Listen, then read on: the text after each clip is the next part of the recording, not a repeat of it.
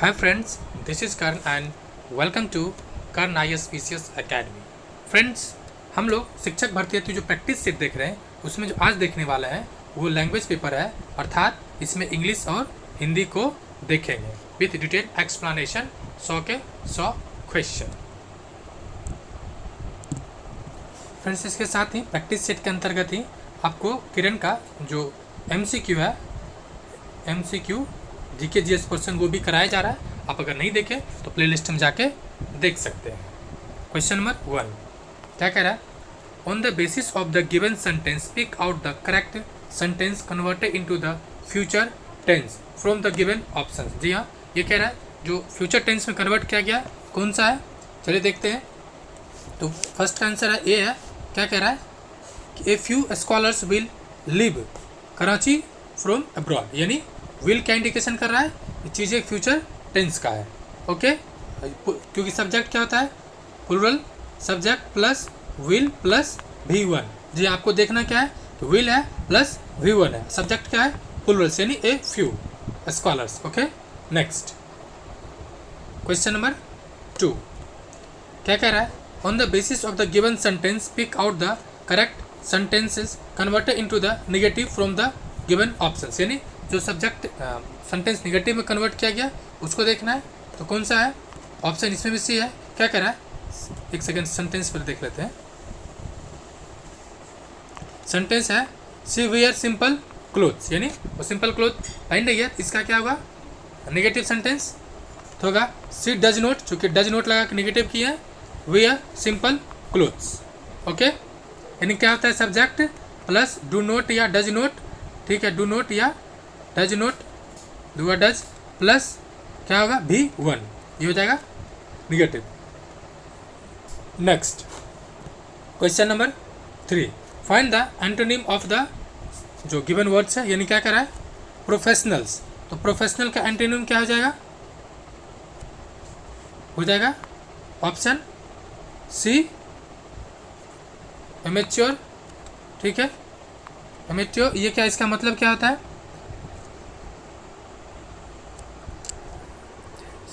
होता है यानी जो प्रोफेशनल यानी शौकीन या जो व्यवसाय होता है यानी व्यापार यानी बिजनेस से रिलेटेड, इसको कहते हैं ऑप्शन बी. ठीक है, नेक्स्ट सर ऑप्शन सी है. नेक्स्ट फाइंड द सिनोनिम, यानी क्या कह रहा है ट्रैफिक. ट्रैफिक क्या है एक्चुअली एडजेक्टिव वर्ड्स है, इसका क्या होगा, इसका होगा एक्सेलेंट. क्या होगा excellent, option B. Next excellent हो सकता है या वंडरफुल हो सकता है, वेरी गुड हो सकता है. कहते हैं टेरिफिक है, मतलब टेरिफिक या वंडरफुल वर्क इस तरह से जो आता है. नेक्स्ट ये एरर है. क्वेश्चन नंबर 5 क्या एरर है, देखिए क्या कह रहा है, जो नो एरर है दैट मीन्स उसका आंसर 4 होगा. ठीक है, कह रहा है the school is with in 100 yards from my house. क्या कह रहा है, the school is with in 100 yards from my house. Error क्या होगा, एरर इसमें फर्स्ट पार्ट है. कौन सा पार्ट है, फर्स्ट पार्ट, क्योंकि क्या होगा द स्कूल कह रहा है when a school is begin referred as institutions you do not need to use the, यानी जो इंस्टीट्यूशन से रिलेटेड में जो भी इंस्टीट्यूशंस है ना उससे रिलेटेड में आपको आर्टिकल द यूज नहीं किया जाता है. Okay, next question number 6 error ही है, चलिए देखते हैं.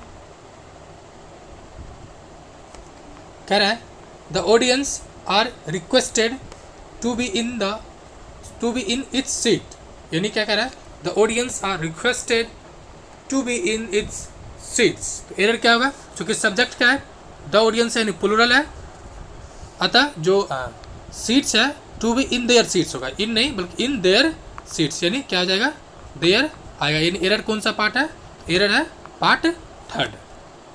Okay, next find the analogies of dash, यानी ये पूछ रहा है क्या होगा, यानी कंगारू तो जो है उसी तरह से क्या होगा, तो गुज के ग्लोसलिंग जो है यानी JOEY वाला है. नेक्स्ट क्वेश्चन नंबर, एक सेकंड फ्रेंड, क्या कह रहा है, फाइंड द एनालॉजीज ऑफ यानी कंगारू तो क्या है, जॉय है, क्या होगा इसका ऑप्शन बी होगा, गूस तो गोसलिंग यानी option B.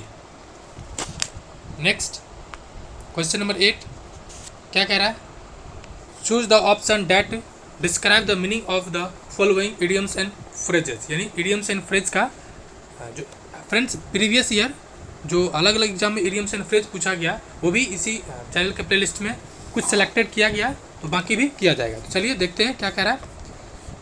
In the blues, in the blues means क्या होता है, वेरी सैड एंड जो एक वेरी सैड यानी option C, option C melancholic and low spirited यानी क्या होता है, मतलब बहुत ही बुरा एंड अनथ्वासाटिक जो होता है यानी क्या कहते हैं उसको, एनर्जेटिक टाइप का।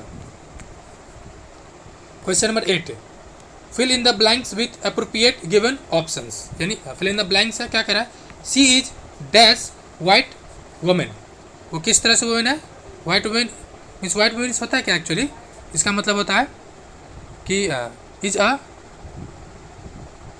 करेक्ट यूजेस, ठीक है, यानी क्या हो यहाँ पर हो जाएगा ए, सी इज अ वाइट वुमेन यानी ऑप्शन ए आएगा। नेक्स्ट क्वेश्चन नंबर 10 क्या कह रहा है, choose the most suitable prepositions. यानी जो प्रीपोजिशंस है वो पूछ रहा है।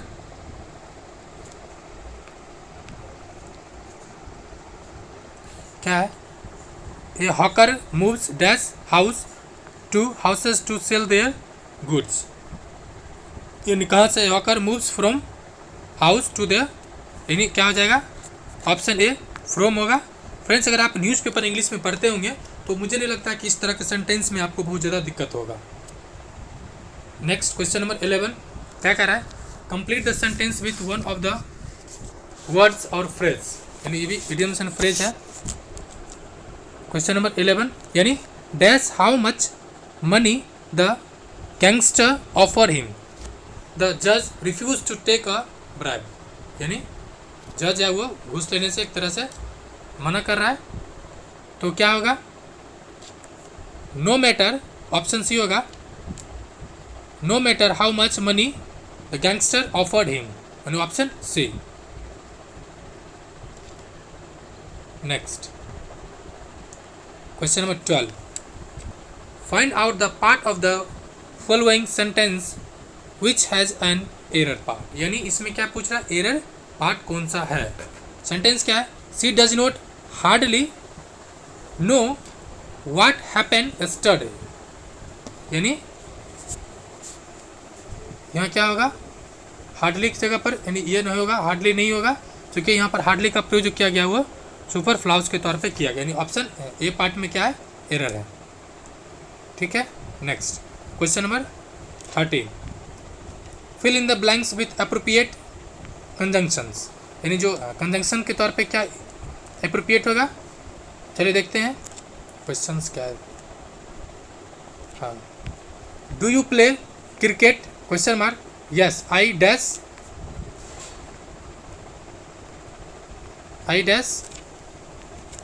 डू। चूँकि ये जो सेंटेंस है वो सिंपल प्रेजेंट का है, यहाँ पे प्रेजेंट टेंस ही आएगा, मूल वाक्य यही है। ठीक है।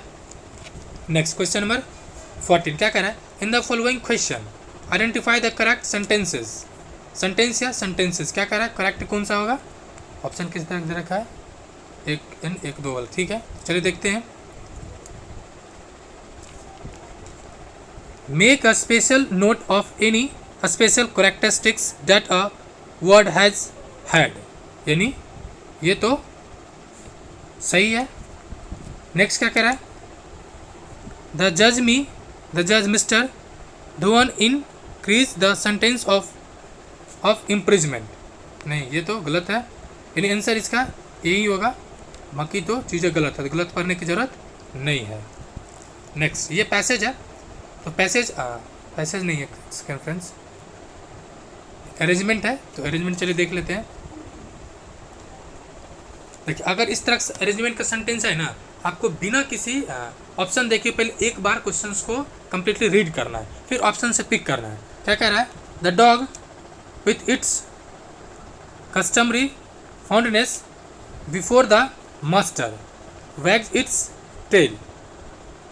ठीक है, क्या कह रहा है? The dog with its customer fondness before the master wagged its tail. ठीक है, यानी इसको आप ऑप्शन से पिक कीजिए. क्या कह रहा है? द डॉग यानी पी यानी द डॉग. ठीक है, सेंटेंस इज द डॉग वैग इट्स टेल, द वैग इट्स टेल बिफोर. बिफोर यानी सेकेंड नंबर पे क्यू आएगा, तो सेकेंड पे क्यू कौन सा है? सेकेंड क्यू नहीं बल्कि सेकेंड एस है. सेकेंड एस है, सेकेंड एस. इसमें एस नहीं है, इसमें एस नहीं है, यानी ऑप्शन ए होगा. सेकेंड क्या होगा? Wag its tail before before the master with its customary fondness, यानी ऑप्शन ए. नेक्स्ट ये भी है सेंटेंस को अरेंज करने वाला. Question number 16. This is the book about which I told you, यानी यह वही बुक है जिसके बारे में मैंने कहा था. इसका क्या हो जाएगा? This is the book which, this is the book which यानी पहला क्या होगा? पी, दूसरा आर. तो आर किस में दूसरा नंबर पर है? आर देखिएगा ही. मतलब देखिए कितना सिंपल सेंटेंस है, आपको सिर्फ एक ऑप्शन फाइंड करना है एंड चीज़ें आसान हो जाता है. And this is the book which I told you about. Okay, option A. Next, choose the correct alternative which can be substituted for the given, यानी वन वर्ड सब्सटीट्यूशन है.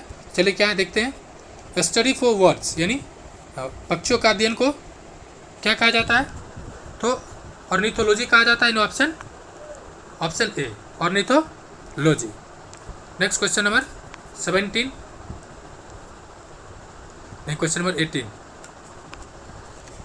The line where the land and the sky seems to meet, यानी the line where the land and the sky, the नहीं बल्कि sky seems to meet, वो कौन सा line कहलाता है? तो हॉरिजन. ऑप्शन सी होगा, हॉरिजन कहलाता है.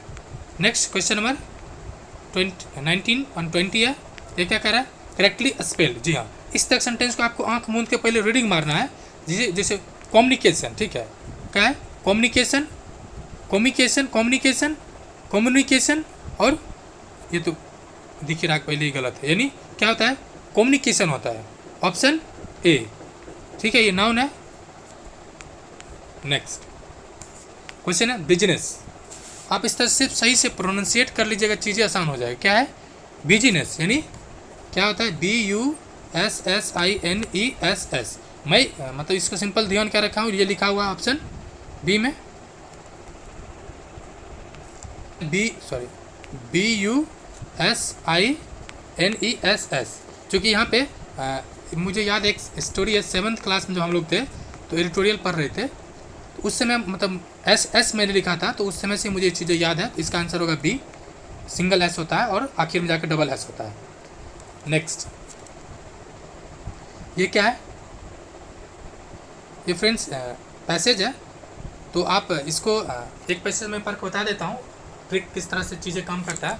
बट नेक्स्ट पैसेज को आपको PDF डाउनलोड करके बनाना है. इसका PDF मिलेगा आपको डिस्क्रिप्शन बॉक्स में, लिंक दिया गया. PDF टेलीग्राम चैनल पर शेयर किया जा चुका है. आप वहाँ जाके इसको बना के प्रैक्टिस कर सकते हैं. कीजिएगा. नॉर्मली एक बार सरसरी निगाहों से पैसेज को पढ़ लेना है.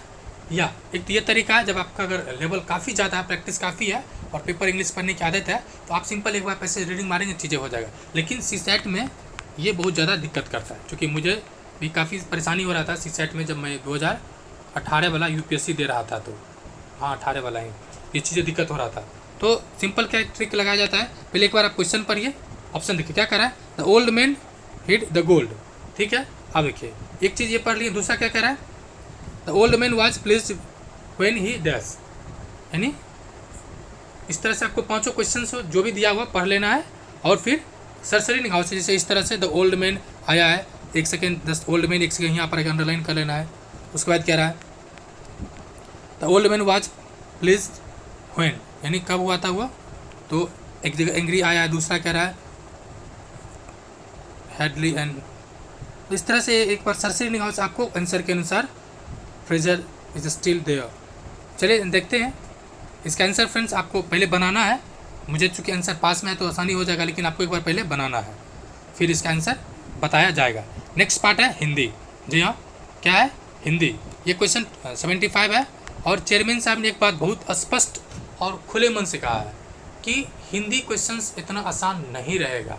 जी हाँ, आपको अगर चेयरमैन की बात हल्का लग रहा हो तो आप 67 और 68 बीपीएससी मेंस का क्वेश्चन देख लीजिए। उन्होंने जो बात बोला है एज इट इज़ हूबहू आया है, मतलब चीज़ें काफ़ी गंभीर तरीके से हो सकता है। That means you need to be continuously practice and practice so at least secure minimum qualifying marks. Okay, now देखते हैं हिंदी क्या कह रहा है। क्वेश्चन नंबर 26 से संधि है क्या, ने प्लस अन यानी नयन, इनमें से कौन सा संधि है, कौन सा संधि है, तो अयादी संधि, अयादी स्वर संधि है। ठीक है, चूँकि अयादी स्वर संधि में ए आई ओ औ स्वर मेल दूसरों स्वरों से, जैसे ए और ऐ का आय हो जाता है, इस तरह से। तो अब चूँकि हिंदी में, तो हिंदी में मुझे लगता है विशेष कुछ करने का आप लोग को जरूरत है। नेक्स्ट है क्वेश्चन नंबर 27, प्रति प्लस छवि यानी प्रति छवि, इनमें कौन सा संधि है, तो कौन सा संधि है, यन स्वर संधि है। कौन सा संधि, यन स्वर संधि है। नेक्स्ट क्वेश्चन नंबर 28, इसमें पूछ रहा है समास किसका, नील कमल, यानी ये कौन सा समास है, कर्मधारय समास है, जिसमें से दोनों शब्दों के बीच जो विशेषण या विशेष उपनाम उपमेय होता है। ठीक है, उसमें जैसे कि कौन सा समास है, ये कर्मधारय है, ऑप्शन सी। ठीक है, नेक्स्ट क्वेश्चन नंबर 29, ये क्या है, चतुर्भुज, चतुर्भुज में कौन सा समास है, चतुर्भुज में दुग्गु यानी ऑप्शन बी है। चूँकि इसमें संख्या क्या हो रहा है, संख्या यानी नंबर, जो नंबर से रिलेटेड है वो कौन सा होता है, द्विगु समास। नेक्स्ट क्वेश्चन नंबर 30, क्या करें, त्रिवेणी में कौन सा समास है, यहाँ भी नंबर दिख रहा है, तो कौन सा समास होगा, द्विगु समास यानी option B. Next question number 31, friends आपने अगर अब तक चैनल को सब्सक्राइब नहीं किया और बेल आइकन जैसे आकृति को अगर सब्सक्राइब हिट नहीं किया, प्लीज़ कर लें। आपको डेली बेसिस पे कंप्लीट प्रैक्टिस सेट मिलेगा, साथ ही साथ जो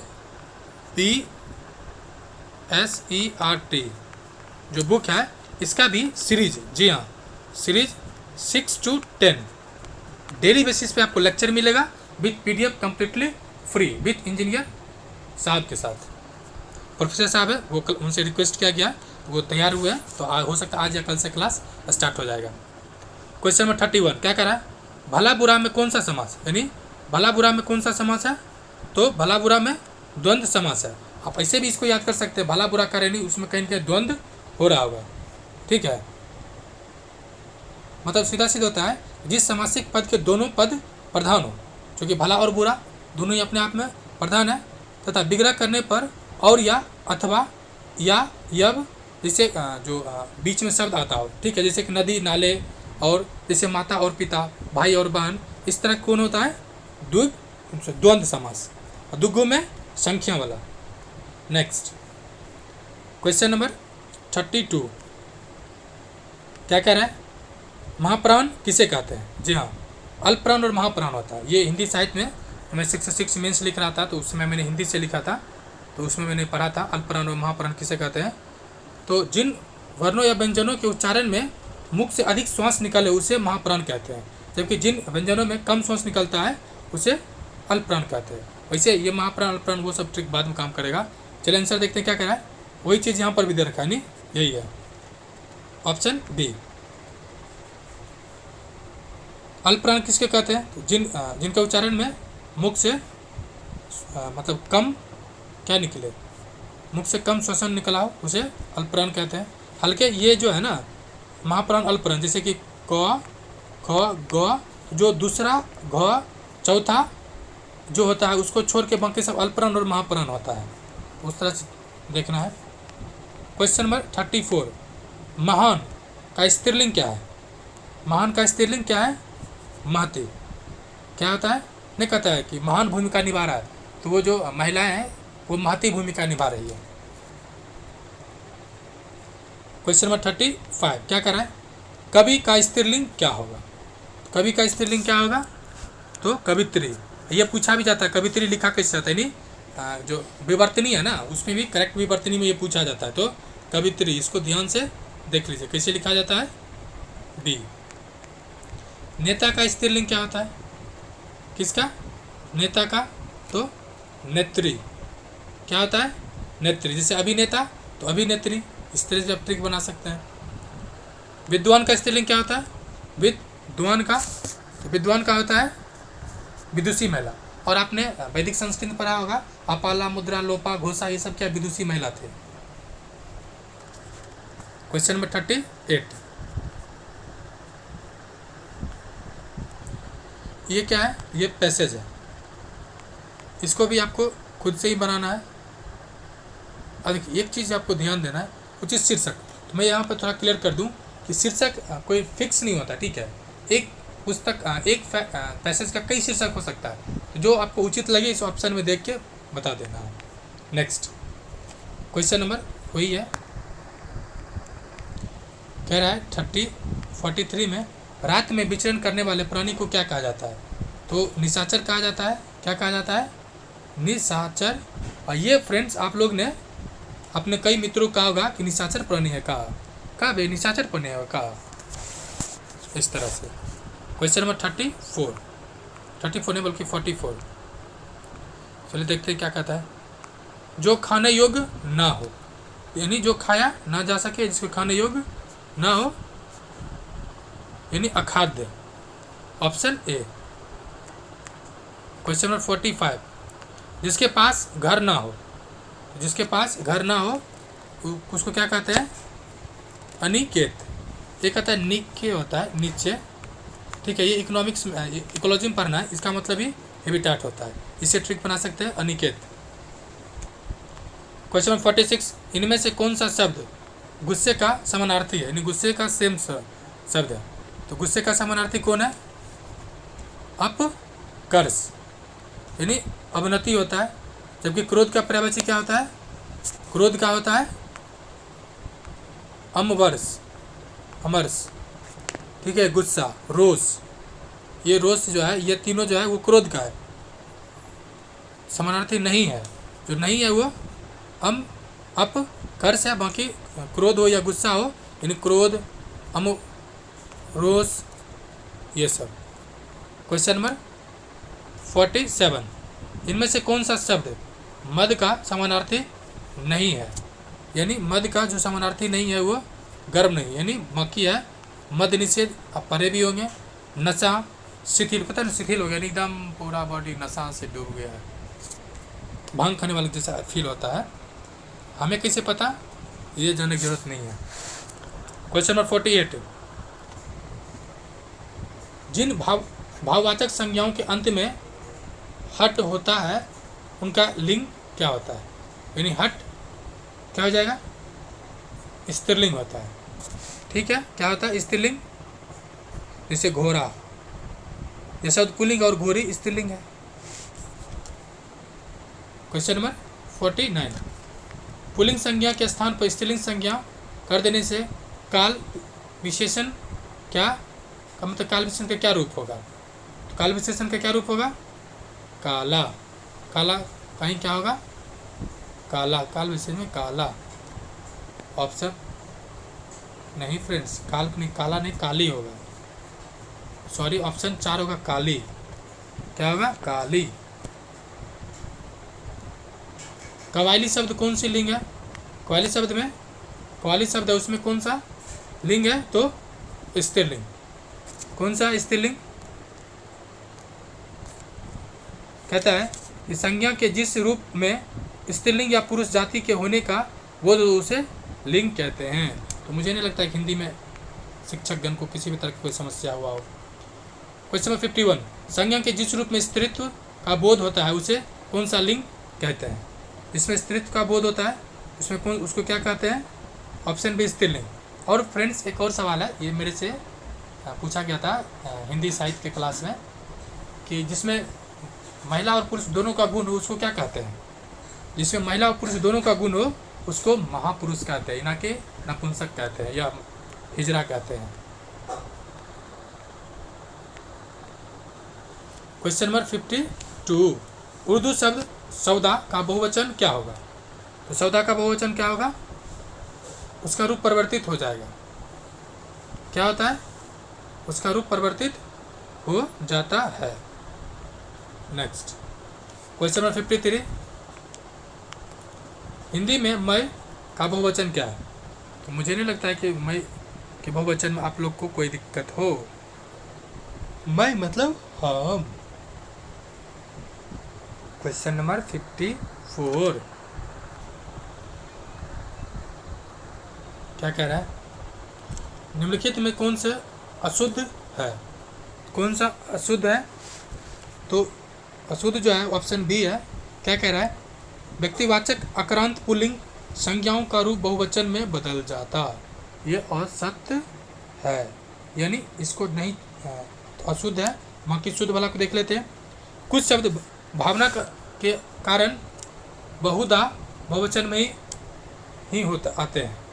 ठीक है। दूसरा, कुछ अरबी बहुवचन शब्दों का प्रयोग हिंदी में एक वचन में होता है। जी हाँ, बुढ़िया का बहुवचन में बुढ़िए रूप अशुद्ध है। जी हाँ। क्वेश्चन नंबर 55, चरण कमल बंदो हरि राई, इस वाक्य पंक्ति में कौन सा अलंकार है? कौन सा अलंकार है? जो अलंकार है रूपकंक अलंकार है, यानी ऑप्शन बी है। ये है। ठीक है। मतलब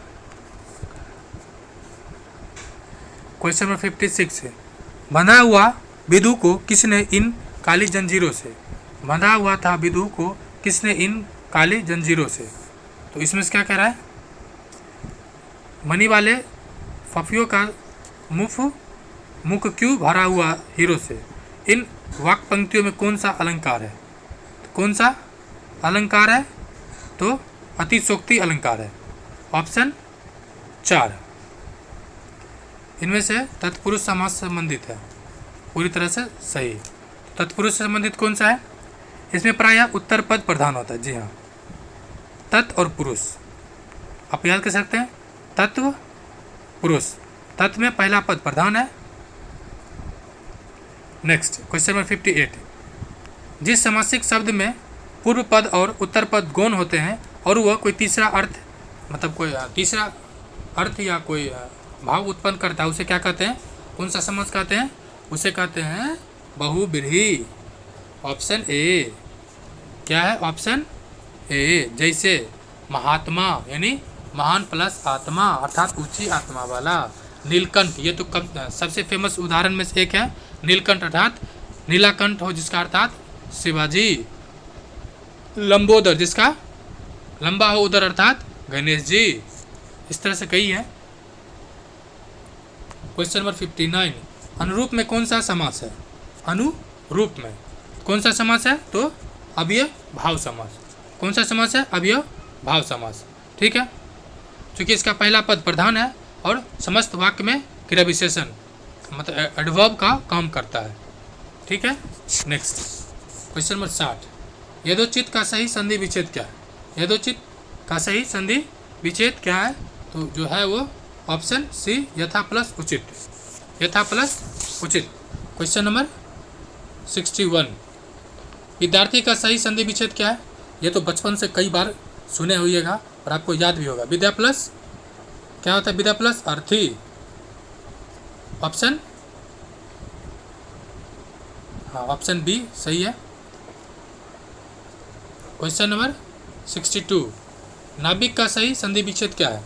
तो नाभिक का सही संधि विच्छेद की बात की जाए तो क्या है? Option 3, 9 plus 1। 9 प्लस 1।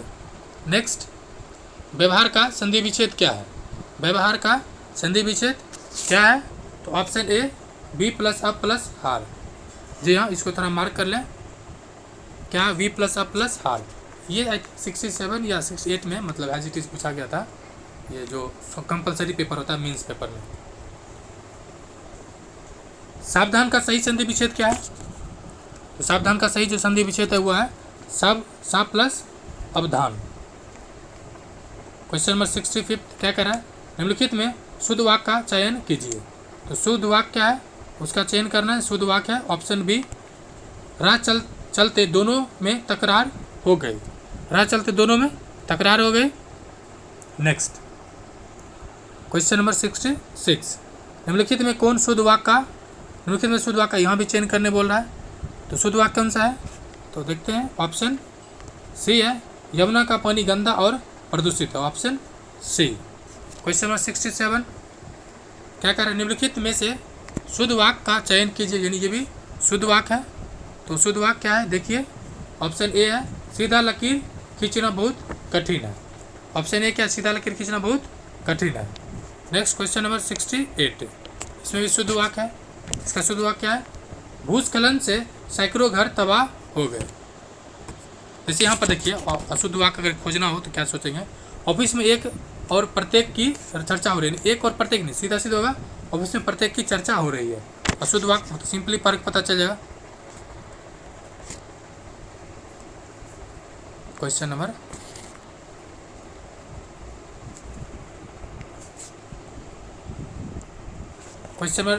69 है, क्या कह रहा है, शुद्ध वाक्य का चयन यहाँ भी कह रहा है, पेड़ लगाओ जीवन बचाओ। शुद्ध वाक्य इसमें क्या है, पेड़ लगाओ जीवन बचाओ। ठीक है, ये सब आसान है फ्रेंड्स आप लोग के लिए, मुझे पूरा यकीन है शिक्षक भर्ती हेतु। क्वेश्चन नंबर 70, आंसू पीकर रह जाना, मुहावरे का सही अर्थ क्या है। कहते हैं आंसू पी के रह गया है, नहीं तो आज तो राम करवा देते कांड। तो क्या कह रहा है, चुपचाप दुख को सह लेना। क्वेश्चन नंबर 71, आंधी आबे बैठ गवाबे, लोकोक्ति का उपयुक्त अर्थ क्या है। आंधी आबे बैठ गवाबे, तो क्या है मुहावरे का सही अर्थ लोकोक्ति का, ऑप्शन बी। एक सेकंड फ्रेंड, ये होगा कि आंधी आबे विपरीत परिस्थितियों में उपयुक्त समय का इंतजार करना। जी हाँ।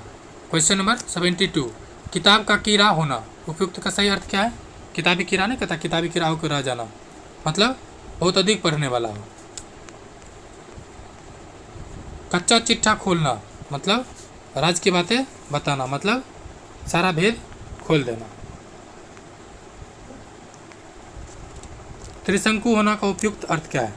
त्रिशंकु होना, ये आप चुनाव में सुनिएगा, त्रिशंकु विधानसभा होने वाला, मतलब किसी और का ना होना, किसी और का ना होना मतलब बीच बीच में रह जाना। क्वेश्चन नंबर 75, भाई गति सांप छुछुंदर केरे, यानी जो सांप छुछुंदर की स्थिति हो गया, ये कब कहा जाता है, ये कहा जाता है जब अपने को खतरे में डालना। क्वेश्चन नंबर 70 क्या कह रहा है, 76 है, घाट घाट का पानी पीना, मतलब ये तो आप लोग बहुत यूज करते हैं, बहुत घाट घाट का पानी पी रहे हैं, किसी फ्रेंड बारे में अनेकों छात्रों का अनुभव होना। क्वेश्चन नंबर 77, मूर्त शब्द का विलोम क्या है। तो मूर्त शब्द का जो विलोम है वो है ऑप्शन ए अमूर्त। फ्रेंड्स इसी पे अभी ऐसे पे वर्क किया जा रहा है और एक कोचिंग के साथ टाइप हुआ है, तो उसमें एक आध दो दिन आपको ऐसे मिलेगा डेली बेसिस पे, और मार्केट में बुक भी आएगा। क्वेश्चन नंबर 78, सम शब्द का विलोम है, सम शब्द का जो विलोम है वो क्या है, विषम, ऑप्शन सी। क्वेश्चन नंबर 79, लोके शब्द में विलोम क्या है, लोक शब्द का विलोम क्या है, तो विलोम क्या है, परलोक, ऑप्शन 4। सम्मुख शब्द का विलोम शब्द क्या है, सम्मुख का जो है वो विमुख। वक्ता शब्द का विलोम शब्द क्या है, तो वक्ता के क्या है, श्रोता। नम का पर्यायवाची शब्द नहीं है, क्वेश्चन नंबर 82, जो नम का पर्यायवाची शब्द नहीं है वो अद्रा नहीं है, जबकि गीला होना, भीगा जाना, अद्र हो जाना। क्वेश्चन नंबर 83, निम्नलिखित में कौन सा शब्द डर का पर्यायवाची नहीं है। तो जो डर का पर्यायवाची नहीं है वो है त्रास, बाकी रीति, भय, भीति ये सब है।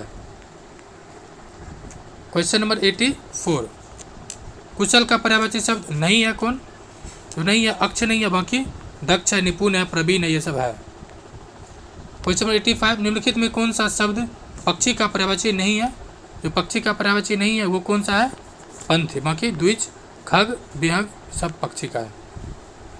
क्वेश्चन नंबर 86, निम्नलिखित में कौन सा शब्द निंदा का पर्यायवाची है। तो निंदा का पर्यायवाची कौन सा शब्द है? तो ऑप्शन डी स्तुति। क्वेश्चन नंबर 87, निम्नलिखित में कौन सा शब्द तद्भव है? तद्भव है कौन सा है? तो ऑप्शन 4 उवास, उजास। तत्सम शब्द में परिस्थिति की जो कारण होता है उसको। नेक्स्ट क्वेश्चन नंबर 88 क्या कह रहा है? निम्नलिखित में कौन सा शब्द तत्सम नहीं है? पहले तो यही क्लियर कर लीजिए तत्सम क्या होता है। जो संस्कृत शब्द है ना उसका मतलब संस्कृत के हूबहू जो शब्द उपयोग किया जाता है संस्कृत से आया हुआ शब्द तत्सम कहलाता है। ठीक है, सवाल क्या कह रहा है? नहीं है। जो नहीं है कौन सा है? किशन नहीं है, मौकी कटी है, कर्क है, कृषकाय है। नेक्स्ट तत्सम नहीं है। यहाँ पर भी क्या कह रहा है? नहीं है। तो दृष्ट है, पृष्ठ है, पंख है, यानी अनिप ऑप्शन सी नहीं है। इसका मतलब क्या? जो तद्भव शब्द है इसका मतलब होता है पानी। क्या होता है? पानी। नेक्स्ट क्वेश्चन नंबर 90, निम्नलिखित में से कौन सा शब्द तद्भव नहीं है? ये तद्भव नहीं है मतलब तत्सम है। कौन सा नहीं है? तो ऑप्शन बी तद्भव। स्वयं तद्भव शब्द तद्भव नहीं है, क्योंकि ये ऐसे भी देख लीजिए ट्रिक मतलब सिंपल तौर पे ये जो लगा हुआ दिख रहा है ना अपने संस्कृत में लिखते हुए, संस्कृत में ये सब चीज़ आपको दिखता होगा। खुद तद्भव जो है वो तद्भव शब्द नहीं है। तद्भव किस है? तत्सम है। बाकी सब जो है उपज है, उपला है, उबाल है, ये सब क्या है? तद्भव शब्द है। ये भी एक इंटरेस्टिंग फैक्ट है। स्टेटमेंट पूछ देगा तो कंफ्यूज कर जाइएगा। क्वेश्चन नंबर 91, निम्नलिखित में कौन सा शब्द तत्सम नहीं है? तत्सम नहीं है। जो नहीं है वो उलझन नहीं है, बाकी उर्वर, कोनकन, कोन ये सब तत्सम है। नेक्स्ट क्वेश्चन नंबर 92, निम्नलिखित तद्भव तत्सम युग में से कौन सा सुमेलित नहीं है? जो सुमेलित नहीं है वो है ऑप्शन 4 अपना और आत्म। ये नहीं है। ठीक है, बाकी अदरक, अदरक, अनारी, अनार्य, अमी, अमृत सही है। नेक्स्ट 93 क्वेश्चन नंबर, रिक्त स्थान के लिए उचित पर्याय का चयन करें। यानी उचित पर्याय क्या होगा? हमें ऋषि मुनियों की संतान होने का डैश है। ये सिंपल है, मन में आ गया होगा। होने का क्या है? गर्भ है। निम्नलिखित में कौन सा शब्द ब्याल शब्द का अर्थ नहीं है? तो ब्याल शब्द का अर्थ नहीं है। ब्याल मतलब क्या होता है? सांप, शेर, राजा होता है, जबकि दुर्ग का पर्यायवाची ब्याल ना है। यानी ऑप्शन 4 दुर्गा का नहीं है। सांप है, शेर है, राजा है। क्वेश्चन नंबर 95, अशुद्ध विलोम शब्द का चयन कीजिए। अशुद्ध और विलोम, ठीक है, तो कौन सा है? ऐहिक का लौकिक। ये अशुद्ध का विलोम शब्द, अशुद्ध विलोम शब्द ऐहिक का लौकिक, जबकि इसका होना क्या चाहिए था? ऐहिक का परलौकिक या अलौकिक। ठीक है, बाकी सही है। नेक्स्ट क्वेश्चन नंबर 96, अशुद्ध पर्याय समूह का चयन करें। जो अशुद्ध है तो पीयूष, सुधा, दृग ये सब है अशुद्ध वाला। 26 का ऑप्शन 4 है। ठीक है, नेक्स्ट क्वेश्चन नंबर 97 के निम्नलिखित वाक्यांशों के लिए एक शब्द में कौन सा सुमेलित नहीं है? जो सुमेलित नहीं है वो जो हमेशा नहीं खाता अर्थात समीस, ये सुमेलित नहीं है। बाकी जो वर्ण के बाहर हो यानी वर्णातीत, जो देखा ना जा सके अदृश्य, और जो पहरा देता हो प्रहरी। नेक्स्ट क्वेश्चन नंबर 98 क्या कह रहा है? निम्नलिखित वाक्यों में से संयुक्त वाक्य का पहचान कीजिए या चयन कीजिए। संयुक्त वाक्य कौन सा है? जो है वो पहले नंबर संयुक्त वाक्य है, न तुम पढ़ोगे न वह पढ़ेगा।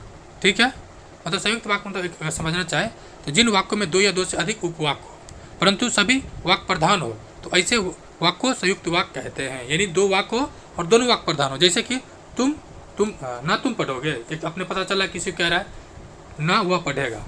ठीक है, दूसरे शब्दों में जिन वाक्यों में 2 या 2 से अधिक सरल वाक्य हो और जैसे कुछ संयोजक चिन्ह है, जैसे कि योजक चिन्ह और हो, एवं हो, या हो, तथा हो, अथवा हो, इसलिए, अतः, फिर भी नहीं, तो नहीं, किंतु, परंतु, लेकिन, ये सब जुड़े हो तो वो माना जाता है संयुक्त वाक्य होगा। क्वेश्चन नंबर आखिर से एक पहले यानी 99। फ्रेंड्स, आप चैनल को सब्सक्राइब कर लें, डेली बेसिस पर आपको एक सेट मिलेगा, साथ साथ एनसीईआरटी सार संग्रह, बिहार स्पेशल सभी सेट मिलेगा। तो प्लीज़ चैनल को सब्सक्राइब करें, फ्रेंड ग्रुप में शेयर एंड लाइक करें। तो क्वेश्चन नंबर 99, निम्नलिखित में से किस मुहावरे का अर्थ शर्मिंदा होना नहीं है? यानी शर्मिंदा होना नहीं है तो पानी पानी होना। पानी पानी होना मतलब क्या होता है? शर्मिंदा होना नहीं है, अतः पानी पानी हो गया, शर्म से पानी पानी हो गया। यानी अपना मुंह लेकर क्या कर, अपना सा मुंह लेकर रह जाना, यानी टका सा मुंह लेकर आना या मुंह में पानी आना। नेक्स्ट आखिर क्वेश्चन है, क्या कह रहा है? विराम चिन्ह के प्रयोग की दृष्टि से अशुद्ध वाक्य बताइए। कौन सा? विराम चिन्ह के दृष्टिकोण से या दृष्टि से। बस डैश है, वह हो गया, रहने दीजिए। बस वह हो गया, रहने दीजिए। यानी इसमें कह रहा है अशुद्ध कौन सा है तो देख लीजिए, सीधा सीधा आंसर 4 है, वाह। तुम्हारे क्या कहना, बहुत ऊपर तक जाओगे।